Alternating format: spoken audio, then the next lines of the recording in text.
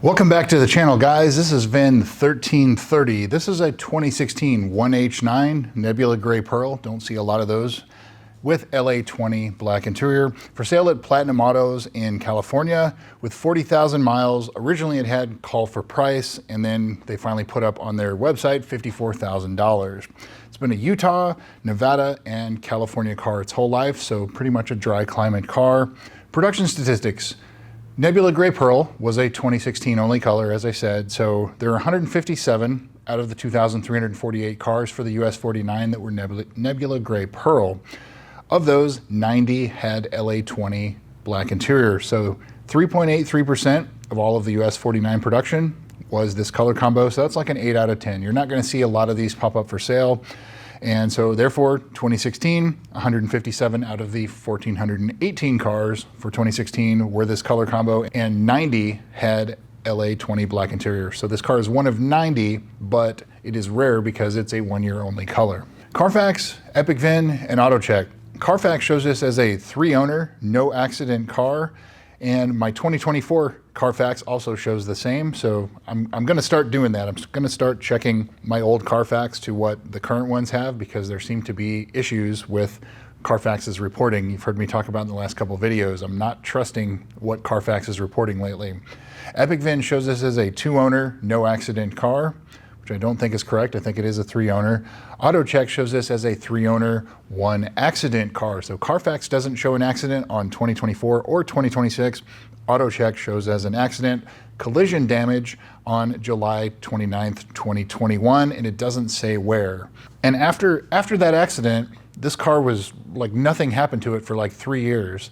And so I remember when I first looked at this in 2024 that it wasn't registered, it wasn't serviced, it really wasn't driven. So I don't know if the accident was significant enough where it was off the road that long, or it just wasn't getting driven.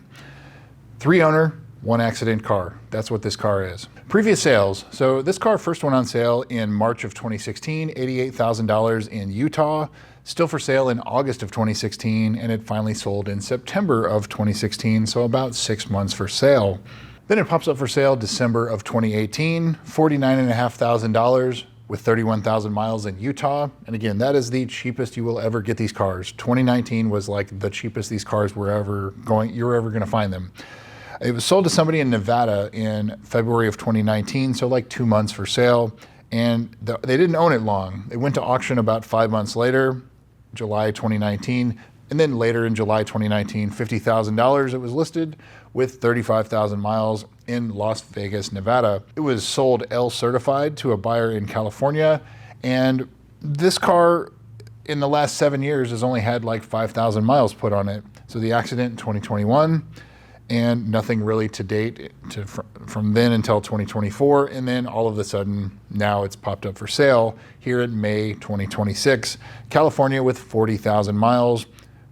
So like 4,000 more dollars than it was 7 years ago, and with another 5,000 miles. Again, it hasn't been driven much in the last 7 years. So now into the photos. It looks like an exceptionally clean example. You know, I don't see any major defects in the photos provided. Has Tom's arrow all around, front lip, side skirts, and rear. A few rock chips on the front, so I'd kind of assume it doesn't have paint protection film. The rear rotors are on the wrong side. And so typically when you're looking at the top of the back rotor, the slot should be pointing backward. And I can't use the example on this one because it has carbon ceramic brakes that are drilled, so I can't use that. But that kind of tells me that the brakes have probably been done on this car because somebody had the rotors off. It's at least that much has been done. But I would kind of assume that the fronts have been done as well. We'll get into the service history in a minute. It has Pirelli tires on it, so we know at least, even though it's a low mile example, that the tires are not original. So the originals would have been Michelin Pilot Super Sports, and most people now run Michelin Pilot Sport 4S. So this car having Pirellis on it, they're not original tires. As I said, I think the brakes have been done because I don't see lips on any of the rotors, and the rear ones are on backwards. The front ones are on correct, the rears are not, so they're just on the wrong side. They are directional. There is a unique rotor for each corner of the car.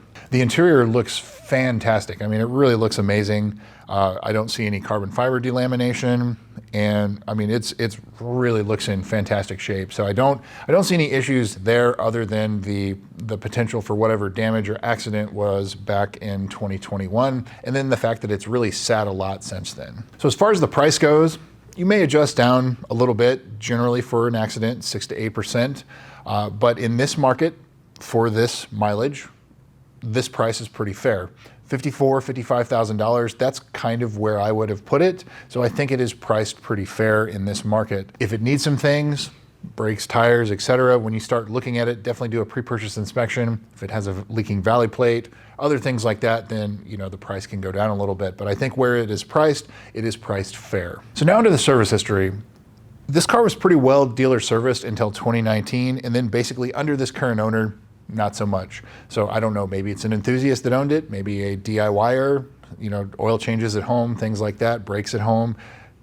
Definitely possible because the rear brakes are on backwards. So, it could be something like that. So not a lot of driving in the last 7 years. It's done a lot of sitting. So maybe something with that accident that the reason why it sat so long ever since then. But it did change owners right after that. So, maybe just the new owner, the current owner, just didn't drive it a lot. First entry of note, March of 2017, the low pressure fuel pump was reprogrammed. Very common, and the 16s were affected the most by it, and so that is sorted.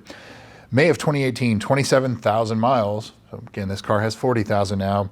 Front pads and rotors noted as being need to replace. The JLB recall, the high pressure fuel pump recall, the parts were ordered, and it also states that it needs rear brakes soon, but it was declined and not done there. They recommended tires as well, and it was not done. So basically at 27,000 miles, this car needed brakes and tires all around, and they declined it. December of 2018, 31,000 miles.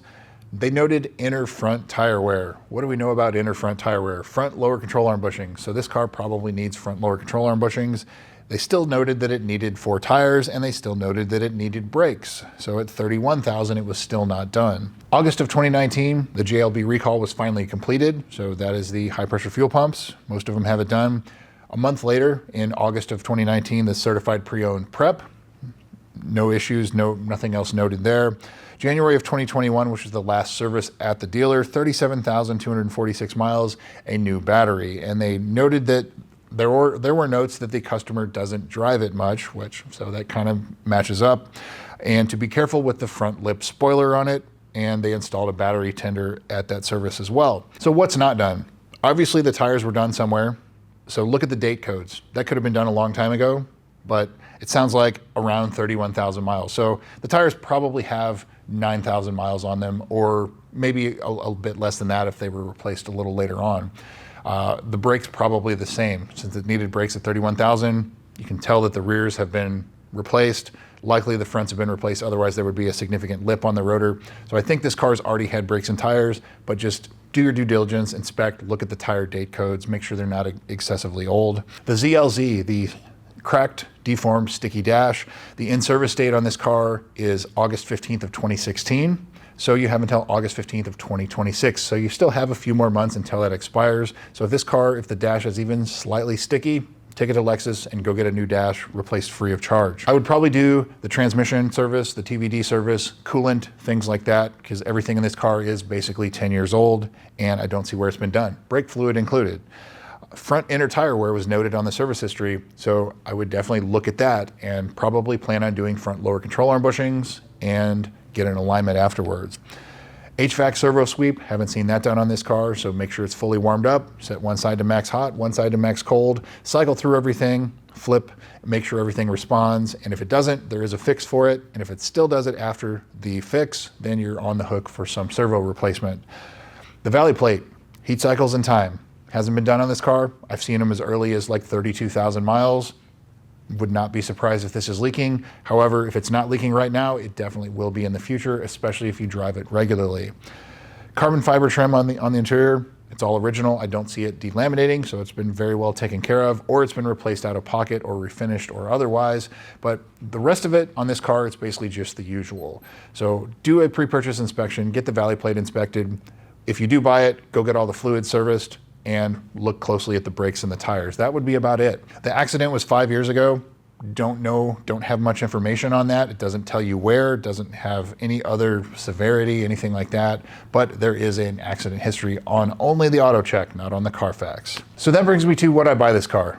Yes, pending a pre-purchase inspection, I would definitely buy this car. It's priced right, it's a very clean example, and just get it serviced and go enjoy it. That's what I would do. But definitely has the potential to be a good one, worth checking out. A dry climate car, Southern California car, Nevada, Utah. So definitely go check that one out. VIN 1330. Thanks again for watching. We'll see you soon.